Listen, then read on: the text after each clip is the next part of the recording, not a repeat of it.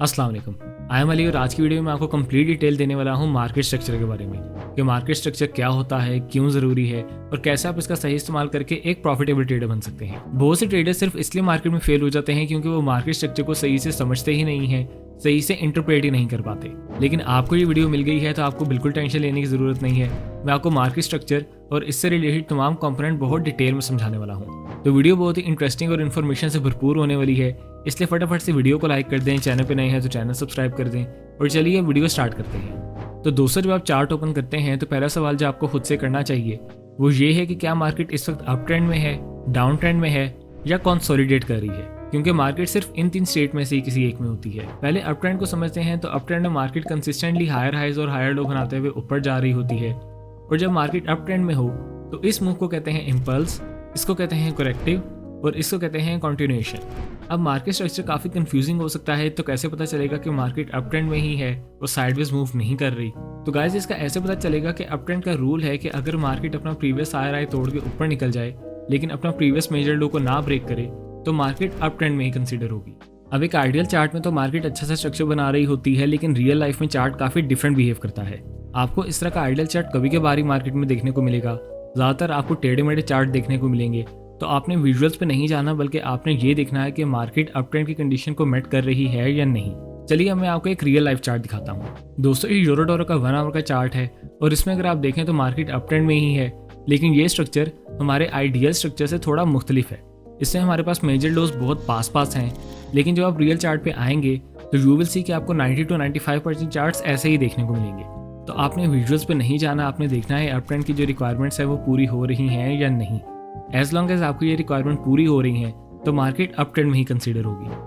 लेकिन ट्रेडिंग के लिए सबसे ज़रूरी चीज़ है प्रैक्टिस। जब तक आप प्रैक्टिस नहीं करेंगे आपको ट्रेडिंग नहीं आएगी, तो make sure to practice a lot. लेकिन अगर आप ट्रेडिंग में नए हैं और फिर भी प्रॉफिट बनाना चाहते हैं तो you can follow me on my Telegram channel, जहाँ मैं डेली लाइव सिग्नल प्रोवाइड करता हूँ विद 90% विन एक्यूरेसी, और हज़ारों लोग मेरे सिग्नल से डेली फ़ायदा उठा रहे हैं और बहुत अच्छा प्रॉफिट बना रहे हैं। अब मार्केट स्ट्रक्चर को कंटिन्यू करें तो सेम यही सिनेरियो डाउन ट्रेंड में भी अप्लाई होता है। डाउन ट्रेंड में मार्केट लोअर हाइज और लोअर लो बनाते हुए नीचे जा रही होती है और कुछ इस तरह से दिख रही होती है। अब बेशक मार्केट अप ट्रेंड में हो या डाउन ट्रेंड में, तो ये कैसे पता चलेगा कि ये ट्रेंड कंटिन्यू रहेगा? तो ये मैं आपको वीडियो में आगे चल के बताऊंगा। अभी समझते हैं कंसोलिडेशन या रेंजिंग फेज किसको कहते हैं। तो दोस्तों, जब मार्केट ना अप ट्रेंड में हो ना डाउन ट्रेंड में, यानी मार्केट ना हायर हाई जैसा कुछ बना रही हो ना लोअर लो जैसी कोई चीज़, तो it means market consolidation phase में है, या यूं कह लें कि मार्केट रेंज कर रही है। यहाँ भी एक आइडियल चार्ट होता है और एक रियल लाइफ। आइडियल सिनेरियो दिखने में कुछ ऐसा होता है, लेकिन ज़्यादातर रियल लाइफ में आपको ऐसी कंडीशन देखने को मिलेगी। अब नेक्स्ट समझते हैं मेजर हाई और मेजर लो किसको कहते हैं और इनको कैसे आइडेंटिफाई किया जाता है।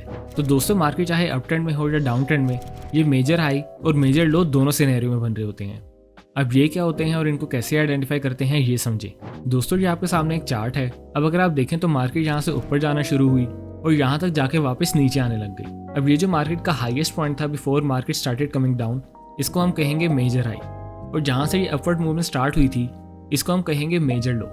इसकी मज़ीद डिटेल मैं आपको आगे बताऊंगा। और ये दोनों पॉइंट्स कहलाए जाएंगे मार्केट के एक्सटर्नल स्ट्रक्चर्स, और इन दोनों स्ट्रक्चर के बीच में जो भी स्ट्रक्चर बनेगा उसको हम कहेंगे इंटरनल स्ट्रक्चर्स।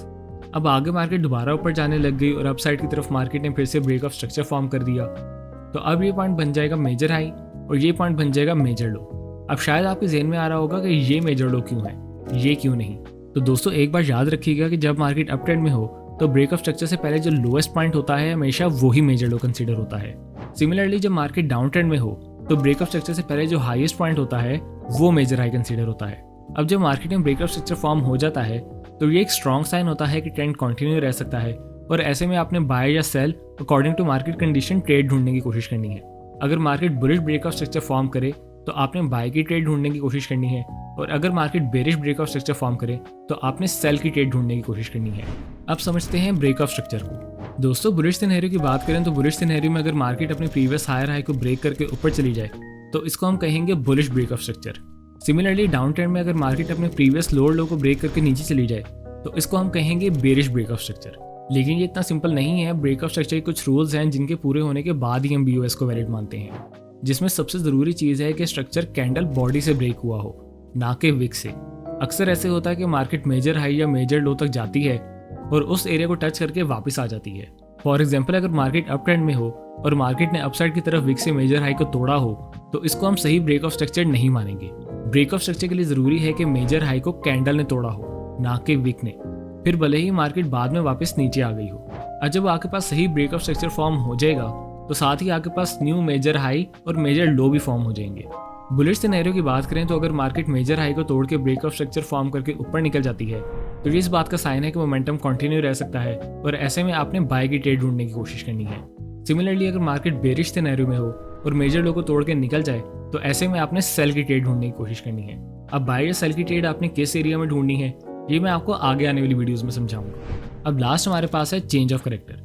दोस्तों चेंज ऑफ करेक्टर उसको कहते हैं जब मार्केट बुलिश से बेरिश हो जाए या बेरिश से बुलिश हो जाए। अब ये कैसे पता चलेगा कि मार्केट बुलिश से बेरिश या बेरिश से बुलिश हो गई है?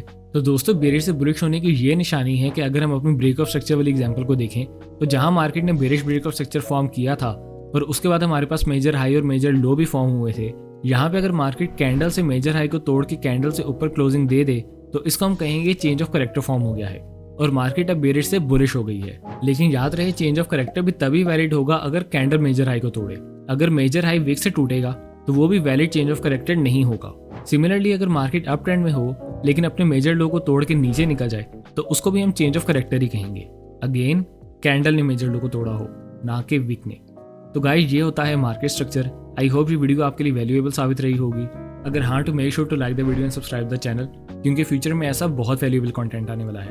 और अगर आप फ्री ट्रेडिंग सिग्नल हासिल करना चाहते हैं तो make sure to check out my Telegram channel as well, जिसका लिंक आपको वीडियो डिस्क्रिप्शन में मिल जाएगा। मिलते हैं इंशाल्लाह इससे नेक्स्ट वीडियो में, तब तक के लिए मुझे दीजिए इजाज़त। अल्लाह हाफिज़।